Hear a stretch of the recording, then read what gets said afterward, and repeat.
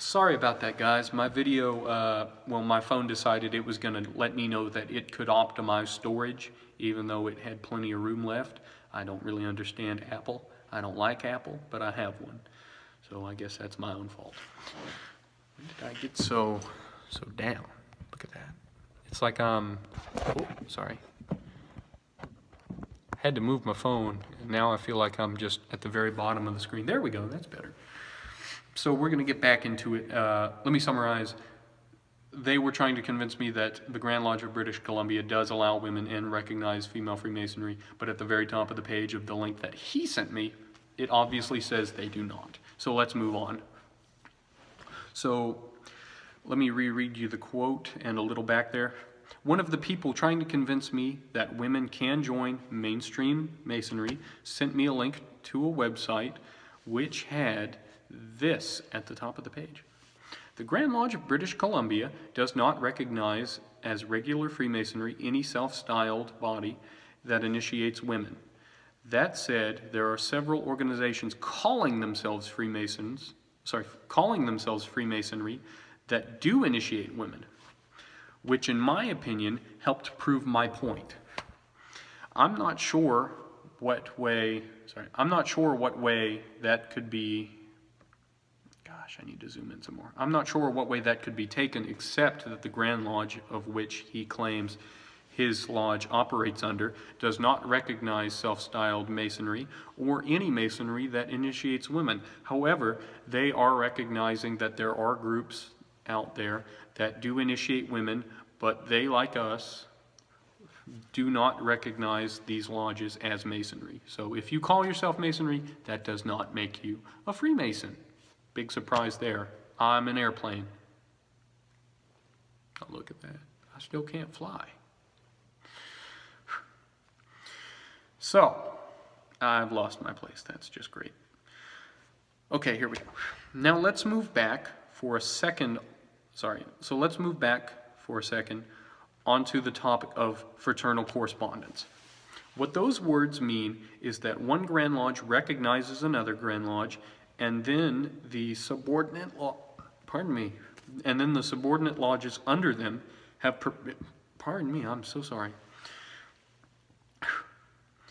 fraternal correspondence. What those words mean is that one Grand Lodge recognizes another Grand Lodge, and then the subordinate lodges under them have permission to communicate, and members may visit one another. The Grand Lodge of England does not have fraternal correspondence with a female Masonic Grand Lodge. However, they do acknowledge its existence. This is exactly like the Grand Lodge of British Columbia. They are recognizing that there is a group calling themselves Freemasonry that is women. And I guess if you call yourself Freemasons, then in that group you are technically a Freemason, but you are not part of the same fraternal organization known as Freemasonry that I am. So this is Freemasonry, and this is dress up and playtime in Britain. And the Grand Lodges still do not recognize it. So I keep losing my place. I am so sorry. I am just all over the place tonight.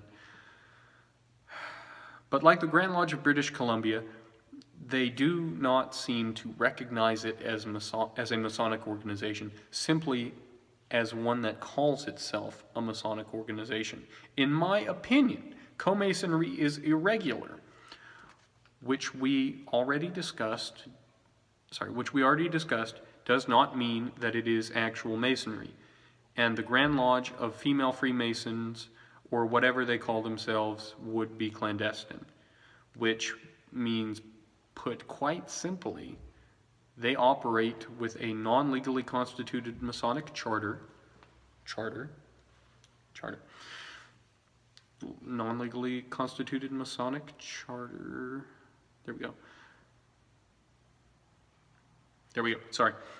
charter.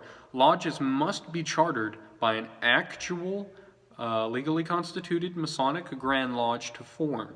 If you are given a charter, and this isn't opinion anymore, this is fact. If you are given a charter by an unrecognized Masonic Grand Lodge, you and your lodge would be considered clandestine, which means it's pretend. It's dress up and playtime. You're calling yourself a Freemason, but you're not.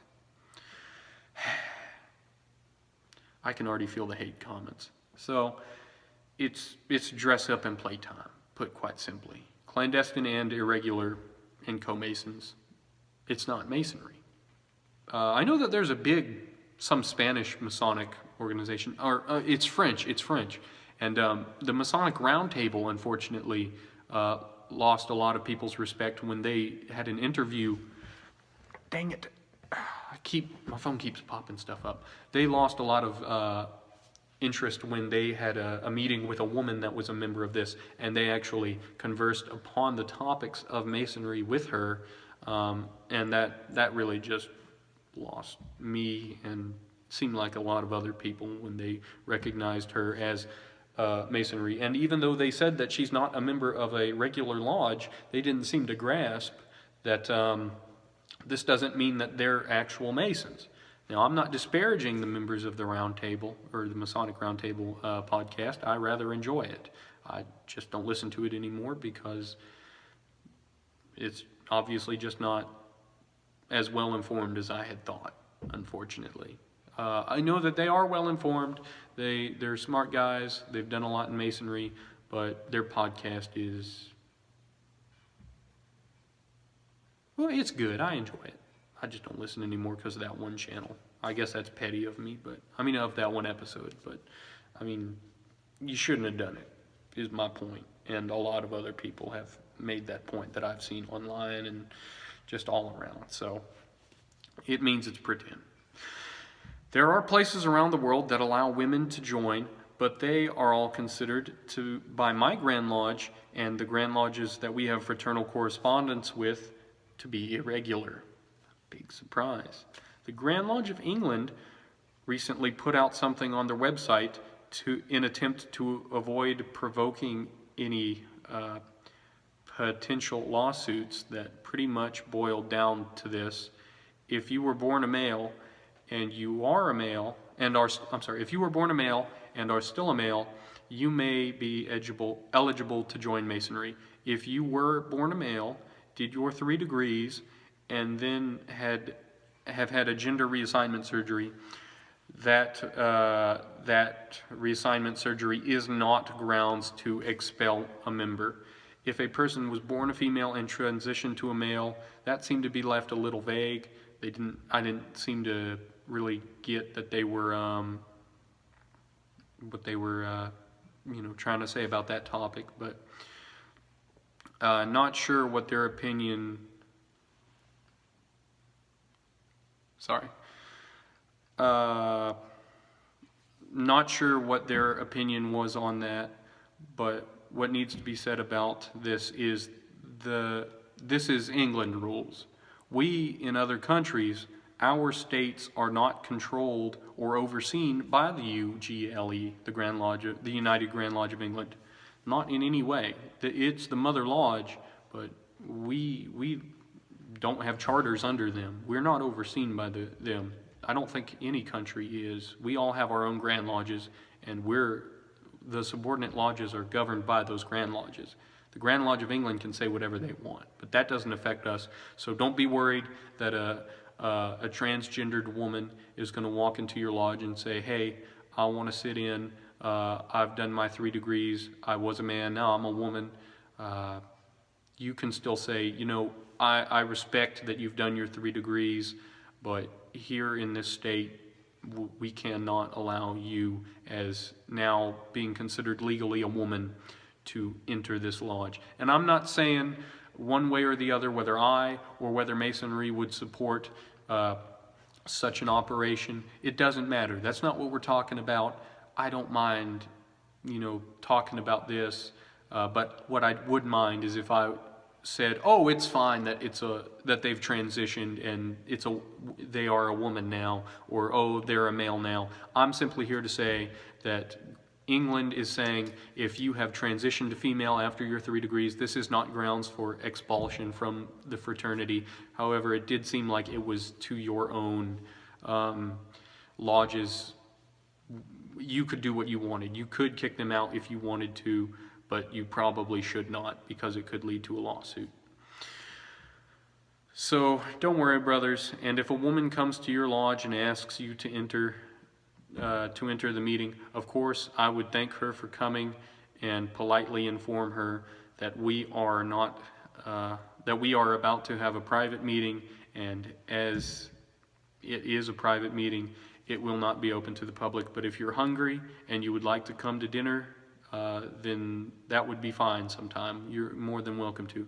But then if this woman, or as far as you can tell is a woman, says in return, well, brother, I am actually a Freemason, and here's my United Grand Lodge of England dues card, and I would like to be a part of the meeting, ... Well, what do you do then? I'm going to take, this whole pretty much session has been borrowed from just one of the most fantastic YouTubers, What is a Mason? He answers questions, he's sharp as a tack, he knows, he's so well informed, he is all about it, he knows what needs to be said, what needs to be talked about, he covers important topics. He's amazing. He's what I hope my channel can be. So I'm borrowing this, some of what he said. I'm paraphrasing a bit. I'm kind of stealing, but I'm citing your source.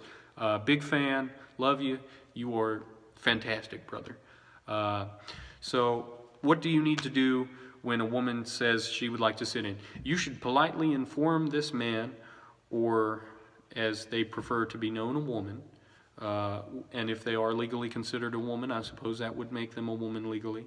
So inform this man or woman, whatever they prefer, women that you recognize their, you need to tell them that you recognize their membership in England. And you can respect that they took the same 3 degrees and obligations that you did, but here in America, we don't allow this kind of thing as of today. And we just cannot allow you to enter, being that you are legally considered a woman. But again, you can come to dinner sometime if you are hungry, but this is a members only meeting, and for members that are legally constituted Master Masons. So you need to be as polite as possible. I am always going to encourage everybody, you need to be polite, you need to be respectful. Even if you don't like what's happening, you need to be on the level. This is so important. Social media, in the public, conversing even with clandestine brothers, even if he says, hey, I'm a member of this, and you go, well, I know that's not a real lodge, you should still be polite. Don't give him the grip of a Mason, but shake his hand and tell him, you got to go. Always be polite. That's what's important. I hope I didn't come off as rude talking about the Masonic Roundtable. I do enjoy their podcast. I just don't watch it anymore because of that particular episode. They are smart brothers. They are very well informed, but we're going to have to disagree on the topic of that video. I do enjoy the podcast. I'm sorry if any of you see that and took it the wrong way. That's not how I meant it. I do actually apologize. I should have probably thought out how I was going to say that a bit better. This would be the part where you nod and comment, yeah, you're a jerk, but you're still my brother, and all is good. You're forgiven, or at least I hope so. I don't have any qualms or ill will against you, brothers. But on the topic, we're going to get on the topic that they covered once in the Masonic Roundtable. All of this would have been explained in a calm, I'm going to go back a little here. All of this would have to be explained in a calm and unbiased way. We don't want to sound offensive, sexist, or rude. What you have to do is inform that as per the rules here, you cannot allow a woman to sit in the lodge with you. That's just a fact of subordinate lodges, of regular and recognized, legally constituted Grand Lodges. And we follow what the Grand Lodge says.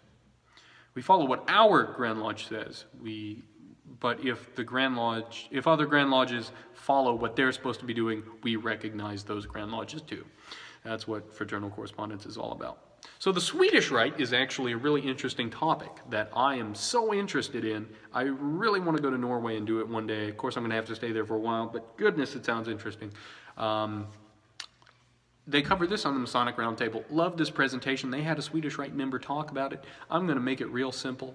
The Swedish Rite is actually a Masonic body in the Slavic countries like Norway and Sweden and Denmark. And it's also a Templar-focused body of Masonry. But here's the thing. What degree you hold, your wife is technically of the same degree. Now, this doesn't mean that they can sit in for initiation, for the rituals. They can't come to the meetings. I'm sure they could probably come to the dinners, but they cannot be in any of the meetings or lodges or involved in any way. But you can go home and talk to them about everything. That seems like a real breach of what we're taught to do, but it's also so interesting because my girlfriend is always asking me, what did you guys do? Why do you like this so much? What's it all about? And I can't tell her. This just really, it makes you think, because I'm not in favor of women joining Masonry because that's not how it's ever been done and to this day is being done. And I obey the Grand Lodge's rules and edicts, but it really is fascinating and it makes you think. So that's a little bit of info about the Swedish Rite, and now it says give info about the Eastern Star and Rainbow Girls. The Eastern Star I'm going to have to cover in full in a different video. It's pretty much a group of women that are overseen by Masons, and they have meetings, rituals, and things. I'm not in the Eastern Star, can't really talk much about it. I'm going to have to do some research. I have a really old book about it. I will read it and get back to you, but it is a group in Masonry for women, but it does not make them Masons when they join. They are Eastern Stars. My neighbor is a very proud Eastern Star. I love her. She is fantastic. We hug every time we see each other. So I'm really happy with it. You know, Eastern Star is good. I don't see why you would want to pretend to be a Freemason when you could join the Stars. It sounds like a blast, and I can't wait until I can join, because men can join the Eastern Star. It's also for women. But it is not co-Masonry, because Eastern Star is not Masonry. It is a Masonic-governed body, we'll say. The Rainbow Girls is like the Eastern Star for the youth organization. It's pretty much the Demolay for Blue Lodge, but for the Eastern Star. It's the youth organization. So that pretty much wraps it up. Sorry, real Southern right there. What's happening? That pretty much wraps it up. Again, brothers, these would be my opinions and facts of the rules, laws, and edicts of the Grand Lodge under which I am a member, North Carolina, and 27th Masonic District. Here's it, 27th. And even if you don't agree, I would like to remind you that before you attack me in the comments, you're my brother and I am yours. We need to treat each other with respect, remain calm, and conduct ourselves in a calm and friendly manner, because we're brothers and we are on the level, or at least we should be. So let me just summarize here. Women cannot be Freemasons. They are not recognized. Co-lodges are not recognized anywhere, especially in the United States. I got a lot of things that said California allows co-Masonry and recognizes the Grand Lodge of England. I mean the Grand Lodge of Women Freemasons or Organization International. I don't know what it's called. I don't really care. Well, obviously I care a little because I'm making a video about it, but I'm not interested enough to learn the name. They thought that the Grand Lodge of California recognized them, and so I called up the Grand Lodge of California, and they said, no, we do not recognize that Grand Lodge, or Grand Lodge. We don't recognize any clandestine or irregular lodges, and no, there are no recognized co-Masonic lodges. This is a male-only order. What are they teaching you in North Carolina? And then I said, actually, brother, it's some people on Facebook. And he laughed, and we had a brief little talk about that they are not, they're probably not real brothers. And I thanked him, and we went our separate ways.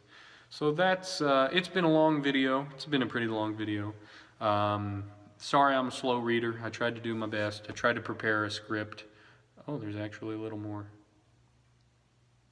Oh, thank you. Oh, it just says, I'd like to thank everybody for watching. I'm so stupid. I wrote this a while ago after I got bullied on Facebook for supporting my Grand Lodges and every other Grand Lodge's rules and edicts, but whatever. So that's been pretty much the video. Women can't join Masonry, they can join the Eastern Star.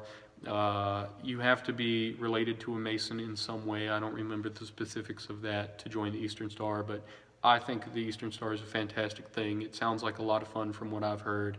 I know that the Shrine has something that women can join. My girlfriend and I did the Hillbilly degree in the Shrine. That doesn't make her a Mason. She'll never be a Mason unless I do the Swedish Rite, I think. I'm not sure if they just hold the same degree or if they are technically Masons. Now, upon not close inspection, you would say, yeah, obviously they're a Mason, but then you go, well, if they're not really allowed to sit in or take part in any way, are they a Mason, or do they just hold that degree? So that summarizes it. Before you attack me, please remember we're brothers. Let's go about this in a calm way, because I'll always talk to you in a calm manner. Thank you for watching. Hope you'll leave a thumbs up. Yeah, that's pretty much it.